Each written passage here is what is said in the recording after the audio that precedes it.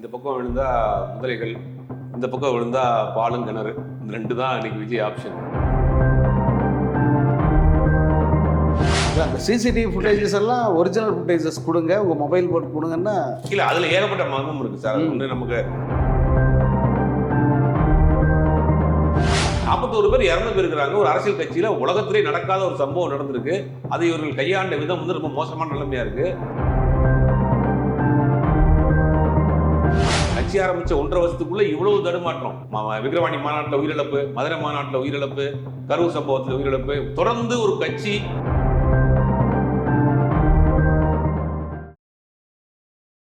OS Tamil பார்வையாளர்களுக்கு வணக்கம். இன்றைய சந்திப்பில் நம்முடன் மூத்த பத்திரிகையாளர் திரு சுபேர் அவர்கள். வணக்கம் சுபேர். வணக்கம் சார்.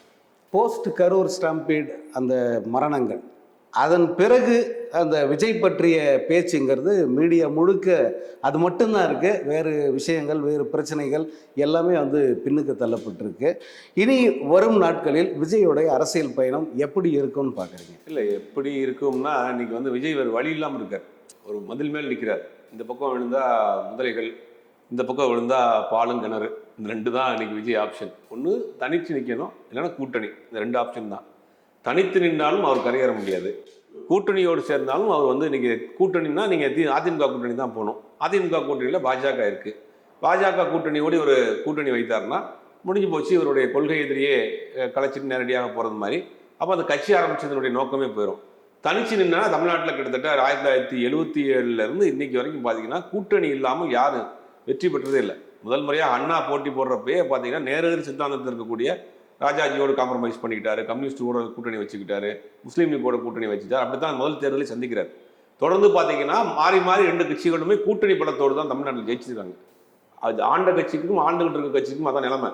இப்போ புதுசாக ஒரு கட்சி ஆரம்பித்து ஒன்றும் தேர்தலே ஆரம்பிக்காத, தேர்தலே பார்க்காத, தேர்தல் அனுபவமே இல்லாத, வீட்டை விட்டு வெளியிலேயே வராத ஒருத்தர் எப்படி ஒரே நாளில் வந்து மாறிட முடியணும், ஒரே பாட்டில் மாறிடுங்கிற சினிமாவில் வேணால் மாறும். நிஜத்தில் வந்து மாறுறதுக்கு வாய்ப்பு இல்லை. அப்போ தனிச்சு நின்னா இவர் அதிகபட்சம் 8ன்றாங்க 10ன்றாங்க, ஏதோ ஒரு நம்பர். அந்த நம்பர் வந்து ஆட்சி அதிகாரத்தை பிடிக்கக்கூடிய அளவுக்கான நம்பர் கிடையாது. இவங்க சொன்ன எல்லா நம்பரையும் கனெக்ட் பண்ணா கூட அவங்க ஆட்சி அதிகாரத்தை பிடிக்கக்கூடிய நம்பர் கிடையாது. அப்போ இவரால் வந்து ஒரு சட்டமன்ற உறுப்பினராக கூட ஆக முடியாது. அதிகபட்சமாக ஹையஸ்ட் அவர்கள் தரப்பில் பரப்பக்கூடிய இது வந்து 22%. 22% உங்க பார்வைக்கு வாங்கி நீங்க தனியா நின்னா எப்படி நீங்க வந்து வெற்றி பெற முடியும்? ஒரே ஒரு சட்டமன்ற தொகுதியில கூட நீங்க ஜெயிக்க முடியாது. அப்ப தனிச்சு நின்னால் இதுதான் நிலைமை. இதெல்லாம் அவங்க சொல்றது கரூர் சம்பவத்துக்கு முன்னாடியா இருக்கும். கரூர் சம்பவத்துக்கு பிறகு அவர் மொத்தமா அவருடைய பிம்பம் உடஞ்சு போயிடுச்சு. இன்னைக்கு அது வேற விஷயம். அது இப்ப கூட்டணி அப்படிங்கும் போது திமுக கூட்டணி அங்க வலுவா இருக்கு. அந்த பக்கம் போறதுக்கு வாய்ப்பு இல்லை. அதை எதிர்த்து அரசியலே பண்றாரு. இப்போ அதிமுக பாஜக கூட்டணிக்கு இவர் போயே ஆக வேண்டிய கட்டாயத்துக்கு வந்துட்டார். இப்ப இந்த சிபிஐக்கு மாற்றப்பட்டதா இருக்கட்டும், சிபிஐ விசாரணை ஆரம்பிக்கப்பட்டதா இருக்கட்டும், இவங்க கேட்ட எல்லாமே பண்றாங்க அப்படின்னா முழுவதுமாக அவங்களுடைய கட்டுப்பாட்டில் போயிட்டாங்க. இப்ப அந்த சிபிஐ வழக்கு மாற்றப்பட்ட அன்னைக்கு நைட்டேவும் தலைமறைவாக வெளிவண்டான். அவங்க தீர்ப்பு வந்துருச்சா, நீங்க குற்றமற்றவன்னு சொல்லிட்டாங்களா, என்ன நடந்துச்சு? சிபிஐக்கு மாத்தணும்னே நீங்க என்ன பண்றீங்க? தலைமறைவா இருக்கிற முன்ஜாமீன் கேட்டு முன்ஜாமீன் ரத்து பண்ணப்பட்ட புஷியானந்த் வெளியே வர்றாப்புல, ஆதவரிச்சி தான் வெளியே வர்றாப்ப, சிடி நிர்மல்குமார் எல்லாம் வெளியே வர்றீங்க. அப்போ உங்களுக்கு ஒரு வலுவான ஒரு நம்பிக்கையை அங்க கொடுத்துருக்காங்க. நீங்க போங்க, பாத்துக்கலாம், நாங்க பின்னாடி இருக்கிறோம், எங்க கூட்டணி இங்க வாங்கன்னு ஆல்மோஸ்ட் அந்த பேச்சுவார்த்தை முடிச்சுட்டாங்க. அப்ப விஜய் வந்து வேற வழி இல்லாம இந்த அதிமுக பாஜக கூட்டணிக்கு தான் போறதுக்கு வாய்ப்பு. எப்படி இருந்தாலும் விஜய் வந்து 26க்கு பிறகு அடுத்த படத்தில் நடிக்கிறதுக்கு தான் பெரும்பாலான வாய்ப்புகள் இருக்கு. தனிச்சுனாலும் ஒன்றும் செய்ய முடியாது. கதையெல்லாம் கூட கேட்டாருன்ற அவன் கேட்கிறாரு. அதுக்கு ஆல்ரெடி அவர் கரூர் சம்பவத்துக்கு முன்னாடி ப்ரிப்பேர் ஆயிட்டாரு. நம்மளுடைய நிலைமை இவ்வளவுதான், இது கரை சேராது அப்படிங்கிறது தெரிஞ்சு போச்சு. இப்போ உள்ள நிலைமை ரொம்ப மோசமா இருக்கு. இப்ப நீங்க அந்த 10% வந்து ஒரு ஆல்டர்னேட்டிவ் சோர்ஸ் பார்த்துட்டே இருக்காங்க தமிழ்நாட்டில். அவங்களுக்கு தெரியாதுல்ல, நீண்ட காலம் ஒரு 10% மாத்தி போடுவாங்க. அதிமுக திமுக எல்லாம் யாரா வர்றாங்க, அதான் அந்த 8% தான் விஜயகாந்துக்கு விழுந்தது, நாம் தமிழருக்கு விழுந்தது. இப்போ அதை வந்து இவங்க பாக்குறாங்க. இவரை கரூர் சம்பவத்துக்கு முன்னாடி ஒரு ஆல்டர்னேட்டிவ் சோர்ஸா இவரை பார்த்தாங்க. பட் அதுல நடந்து கொண்ட விதம்ங்கிறது வந்து இன்னைக்கு பெரிய அளவுல அவருடைய பிம்பம் வந்து உடஞ்சி போச்சு. ரியல்ல தான் ஹீரோ, ரியல்ல ஒரு ஜீரோ தான் அப்படிங்கிறது மக்களுக்கு தெரிஞ்சு போச்சு. அது இன்னைக்கு வரைக்கும் நம்ம பேசிக்கிட்டு இருக்கிற இன்னைக்கு வரைக்கும் கரூருக்கு போல சம்பந்தப்பட்ட ஆட்களை பார்க்கல. அப்படிங்கும் போது அது ஒரு பெரிய அதிருப்தியே கொடுத்துருக்கு தமிழ்நாட்டு அரசியல் காலத்துல. இது ஒரு புதிய அரசியலா இருக்கு. வாரத்துக்கு ஒன்னா வெளியில் வருவேன், மாசத்துக்கு ஒரு கதை பேசுவேன் அப்படிங்கிற ஒரு அரசியல் 41 பேர் செத்தா கண்டுக்க மாட்டான், ஓடி போயிடும் அப்படிங்கிறதெல்லாம் புதுசா இருக்கு. இது தமிழ்நாட்டு அரசியலுக்கு எடுபடாது. தமிழ்நாட்டு அரசியலை பொறுத்த வரைக்கும் மக்களோட இருக்கணும். சாதாரண ஒரு கவுன்சிலரா இருந்தாருன்னா அவர் ஒரு நாளைக்கு குறைந்தபட்சம் ஒரு 5 கல்யாண வீடு 5 கருமாரி வீடு அட்டன் பண்ணுவார். சாதாரண கவுன்சிலர், நீங்க உள்ளாட்சி கவுன்சிலரா இருக்கணும், பேரூராட்சி, அது மக்களோட இருந்தா தான் நீங்க வந்து மக்களை ஏத்துக்கலாம். நம்மளால எளிதாக அவரை அணுக முடியும், நமக்கு ஒரு பிரச்சனைலாம் போய் நிற்க முடியும், நம்ம கூப்பிட்டா வருவார்னு. நீங்க வரவே மாட்டேங்கிறீங்க, விட்டு வெளியே இறங்க மாட்டேங்கிறீங்க. மக்களுடைய தொடர்புங்கிறதே அவருக்கு அலர்ஜியா இருக்கு. மக்களை சந்திக்கிறது, மக்களோட இருக்கிறது, மக்களை பார்ப்பதுங்கிறது அலர்ஜியா இருக்கு. ஒரு ஊர்ல இருந்து இன்னொரு ஊருக்கு போறப்ப கார் கண்ணாடியை கூட துறக்கிறதுக்கு உனக்கு மனசு இல்லை. அப்ப அப்படிங்கும் போது இந்த அரசியல் வந்து தமிழ்நாட்டுக்கு எடுபடாது. அப்ப தனிச்சு நின்னார்னா அவர் ஏதோ ஒரு பெர்சன்டேஜ் வாங்குவாரு, அதோட முடிஞ்சிடும். கூட்டணி போனார்னா அவர் கட்சி ஆரம்பிச்சது நோக்கம் அழிஞ்சிடும். எப்படியா இருந்தாலும் விஜய் ஒரு இக்கட்டான ஒரு சூழ்நிலையில மாட்டிருக்கிறாருங்கிறது தான் யதார்த்தமான உண்மை. இப்போ இந்த கொள்கை எதிரி எப்படியெல்லாம் சொல்லிட்டு இருந்தார் இல்லையா, இப்போ இந்த கூட்டணிக்குள்ள போறாரு, இதையெல்லாம் வந்து இவங்க ரொம்ப சுலபத்துல மறந்துடுவாங்க. இவங்களுடைய ஞாபக அந்த திறனே அதுக்கு உண்டான டெம்ப்ளேட்ல ரெடி பண்ணிட்டாங்க. இப்போ தொலைக்காட்சி விவாதங்களுக்கு நாங்க நல்லா அடிக்கடி போறேன். அதுல அவர்களுக்கு ஆதரவா யார் பேசுறாங்கன்னா பாஜக ஆதரவாளர்கள் தான் பேசுறாங்க. பாஜக நிர்வாகிகள், பாஜக ஆதரவாளர்கள், அதிமுக நிர்வாகிகள், ஆதரவாளர்கள் பேசுறாங்க. அப்ப ஆல்ரெடி அவங்க ஒரு டெம்ப்ளேட் ரெடி பண்ணிட்டாங்க. என்ன பண்ணா 77ல பார்த்தீங்கன்னா ராஜாஜியோட வந்து அண்ணா கூட்டணி வச்சாரு. பாத்தீங்கன்னா வந்து அன்னைக்கு காங்கிரஸ் கட்சி எதிர்க்கிறதுக்காக கூட்டணி வச்சாரு. அப்ப எல்லாம் நீங்க ஏத்துக்கிட்டீங்கல்ல, அதே மாதிரி 77 திரும்புது அப்படின்னு பழைய டெம்ப்ளேட்லாம் எடுத்து ரெடி பண்ணி அதை நோக்கி போறாங்க. நாங்க வந்து பாஜகவோட நேரடியா கூட்டணி இல்ல, அதிமுகவோட கூட்டணி, இது ஒரு பார்ட்டிஷன் பாலிடிக்ஸ் அப்படின்னு ஒரு குருட்டுற வேலையை செய்ய ஆரம்பிச்சாங்க. இது எப்படியா இருந்தாலும் விஜய்க்கு ஒரு வழி கிடையாது. விஜயோட சிபிஐ விசாரணை அலுவலகத்தில் ஒரு 5 மணி நேரம் விஜய் உட்கார்ந்தாலே முடிஞ்சு போச்சு கதை. ஒண்ணுமே செய்ய வேண்டாம், என்ன நடந்துச்சு விசாரணைக்கு வாங்க, சிபிஐ ஆபீஸ்க்கு வாங்க அப்படின்னு விஜயை கூட்டு போனாலே விஜய் அன்னைக்கே முடிஞ்சிருவார், கதை முடிஞ்சிடும். இல்லை அந்த சிசிடிவி ஃபுட்டேஜஸ் எல்லாம் ஒரிஜினல் ஃபுட்டேஜஸ் கொடுங்க, உங்க மொபைல் போட்டு கொடுங்கன்னா. இல்லை அதுல ஏகப்பட்ட மர்மம் இருக்கு சார். அது வந்து நமக்கு பலரும் சொல்ற விஷயம் தான். அதுல வந்து படப்பிடிப்புக்காக எடுக்கப்பட்ட விஷயம் தான் தாண்டி அந்த வேனுக்குள் யார் இருந்தா அது மிகப்பெரிய கேள்விக்குறி. இன்னொரு தகவல் சொல்றாங்க, ஒருத்தரை வந்து மதுரை ஏர்போர்ட் மதுரை மூலியமா ஏர்போர்ட்ல போய் மதுரையில இருந்து கார் வழியா கொண்டு போய் அந்த வேலையில வேண்டப்பட்ட ஒருத்தர் அந்த கார்ல உள்ள இருந்தாங்கன்ற ஒரு தகவல் வருது. இப்ப சிசிடிவி ஃபுட்டேஜ்ல அந்த கார்ல இருக்கக்கூடிய அந்த வேன்ல இருக்கக்கூடிய கேமரா ஃபுட்டேஜ்ல எடுத்தீங்கன்னா எல்லாமே மாட்டிக்கிறோம், எல்லாமே மாட்டிக்கிறோம். இவர் செஞ்ச அத்தனை கூத்துகளும் வெளியில வந்துடும். அப்ப வசமா வந்து மாட்டிட்டாப்ல. இப்ப நீங்க எஸ்ஐடி சென்னை உயர்நீதிமன்றம் போட்ட எஸ்ஐடியில கூட நீங்க விசாரணை அறிக்கை தாக்கல் பண்ண பிறகு மேல்முறையீடு போகலாம். இப்ப நீங்க அங்க எதுவுமே போக முடியாது. சுப்ரீம் கோர்ட்டுடைய மானிட்டரிங்ல ஒரு ஜட்ஜு ஒரு ஐபிஎஸ் ஆஃபீஸர் 2 பேரோட தலைமையில ஒரு மானிட்டரிங் கமிட்டி போட்டிருக்காங்க. அது இல்லாம சிபிஐ விசாரணை இறங்கிடுச்சு, முழுவதுமாக மொத்த கட்டுப்பாட்டிலையும் போயிட்டாரு. இப்போ இந்த விசாரணை குழு அமைச்சிருக்காங்கல்ல உச்சநீதிமன்றம், இந்த தீர்ப்பை சேலஞ்ச் பண்ணி தமிழ்நாடு கவர்மெண்ட் வந்து அப்பீலுக்கு போக போறதா ஒரு முதல்வரே வந்து சொல்லியிருக்காரு. இப்போ அப்படி போகும் பட்சத்தில் வந்து என்னவா இல்ல, இந்த அவங்க சிபிஐக்கு மாத்துறதுக்கே முகாந்திரம் இல்ல அப்படிங்கறதான் நிறைய விமர்சனங்கள், நாடு முழுக்க விமர்சனங்கள் வந்துருச்சு. இல்ல அந்த முக்கியமான விமர்சனங்கள் வந்து அந்த பாதிக்கப்பட்ட தரப்பிலிருந்து 2 பேர் வந்து சிபிஐ விசாரணை கேட்டு மனு போடுறாங்க. ஆமா, அதன் அடிப்படையில தான் வந்து சிபிஐ விசாரணை கொடுக்குறாங்க. ஆனா அவர்கள் நாங்க கொடுக்கவே இல்லை, எங்களுக்கு வந்து சம்பந்தமே இல்லைன்னு எழுத்துப்பூர்வமாக கொடுத்துட்டாங்க. வீடியோ கான்பரன்சிங் மூலியமாகவும் அவங்க வந்து தன்னுடைய வாக்குமூலத்தை பதிவு பண்ணிட்டாங்க. அநேகமா எனக்கு தெரிஞ்சு இந்த தீபாவளி லீவ் எல்லாம் முடிஞ்ச பிறகு கோர்ட் திருப்பி ரன் பண்ண பிறகு இது சம்பந்தமான விசாரணை வரும். ஏன்னா மனு போட்டவங்க நாங்க இல்லைன்றப்ப இது ஒரு பெரிய ஃபோர்ஜரி. இது வந்து ஒரு ஃபோர்ஜரியை பேஸ் பண்ணி வழக்கை மாற்றிருக்கிறாங்கிற போது விவாதம் ஆகும். இல்லை, இப்போ அந்த சட்ட வல்லுநர்கள் வந்து அவங்க கருத்து தெரிவிச்சிருக்காங்க.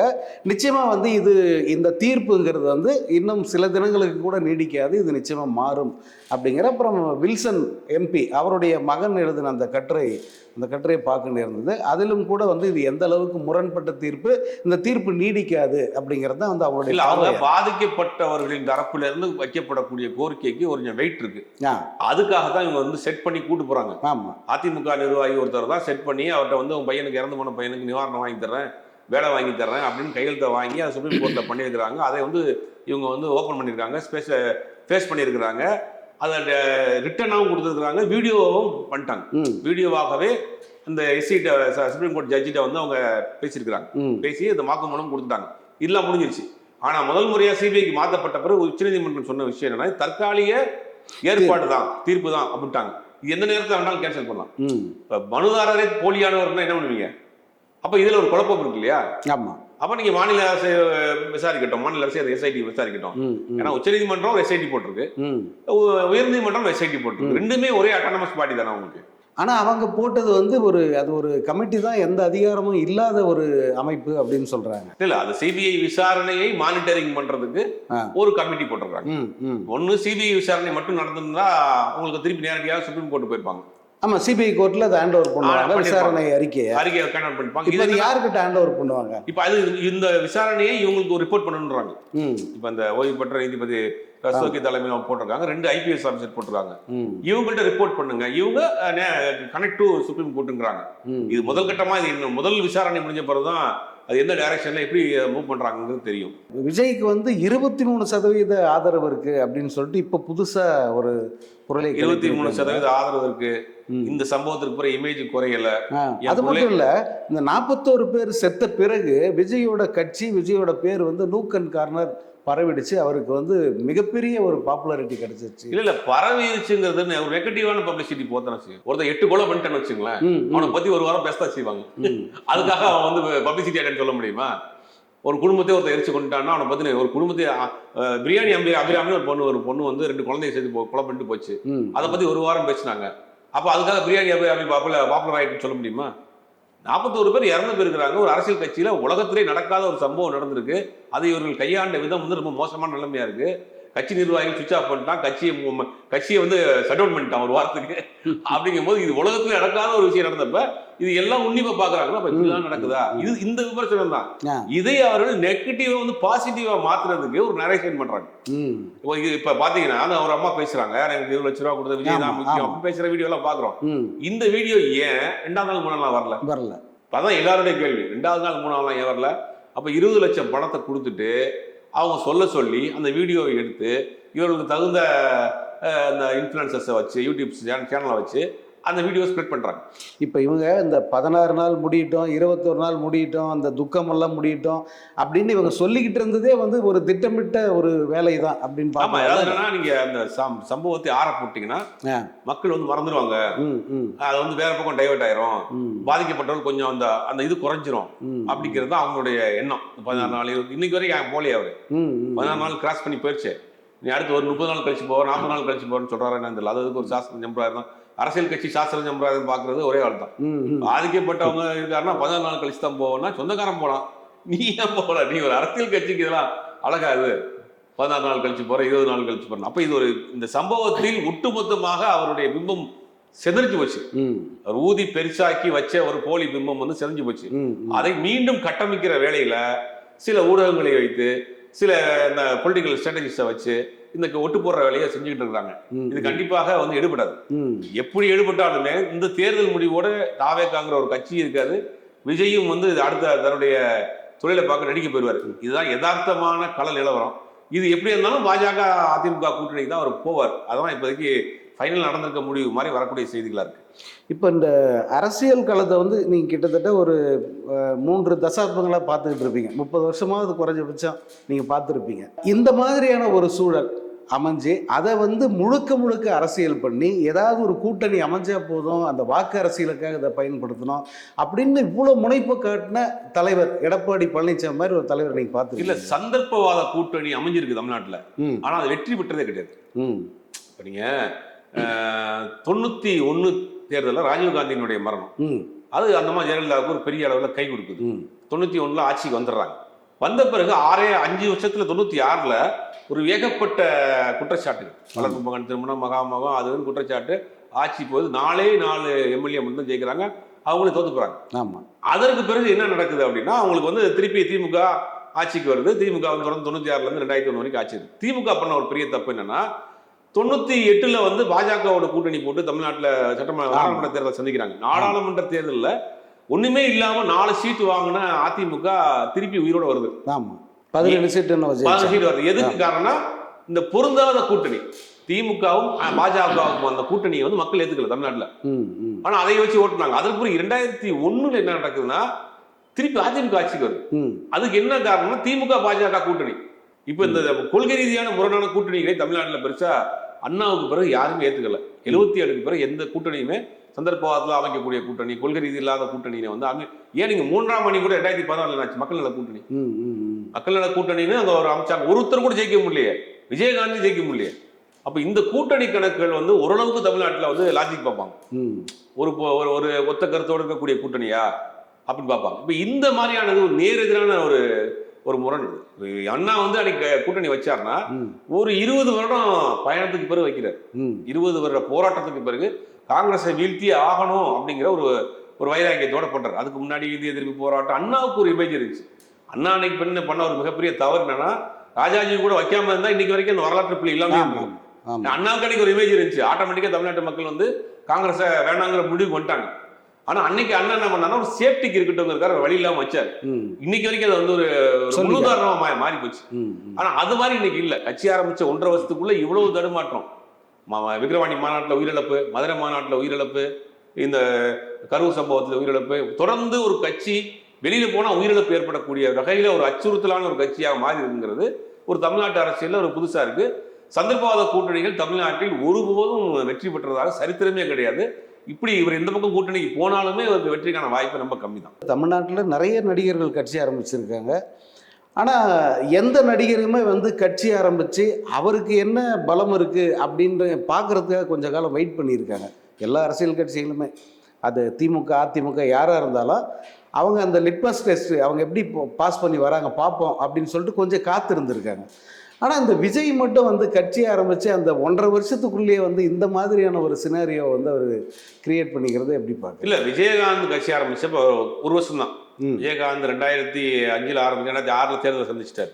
ஆனால் விஜயகாந்த் ஒரு தெளிவான முடிவில் இருந்தார். நான் எந்த கட்சியோட கூட்டணி, மக்களோடையும் கடவுளோடையும் தான் கூட்டணிங்கிறதுல தெளிவாக இருந்தார். அதை நம்பி தான் 8% போட்டாங்க. ஆனால் விஜய் என்ன சொல்றாருன்னா, ஒரு வித்தியாசமான அரசியலை பண்றாரு. நான் தான் முதலமைச்சர், கூட்டணி ஆட்சிங்கிறார். இது தமிழ்நாட்டு அரசியல்ல எடுபடாத ஒரு விஷயம். கூட்டணி அரசாங்கத்தை வந்து தமிழ்நாட்டு மக்கள் நிராகரிச்சிருந்தாங்க. காங்கிரஸும் திமுகவும் சேர்ந்து 50-50 ஷேரிங்லன்னாங்க. அந்த முறை 2 கட்சியுமே பயங்கர படுதோல்வியா இருந்துச்சு. 1970 வந்து ஒரு தேர்தல் வருது. அந்த தேர்தலில் திமுகவும் காங்கிரஸும் கூட்டணி ஆட்சி, திமுகவும் காங்கிரஸ் சேர்ந்து கூட்டணியா ஒரு ஆட்சி அமைக்கலாம்னு பண்றாங்க. அப்ப அந்த கான்செப்டே ஃபெயிலியர். ஒரு முதலில் வைத்த வாதமே ஃபெயிலியர். தமிழ்நாட்டை பொறுத்த வரைக்கும் ஒரு சித்தாந்தம், ஒரு கட்சி தான்.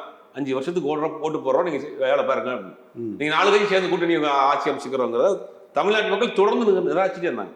அது திமுகவுக்கும் நடந்திருக்கு, காங்கிரஸ் நடந்திருக்கு. அதுக்கு பிறகு எந்த கட்சியுமே இந்த கூட்டணியில் பங்குங்கிற வார்த்தையை தொடரல.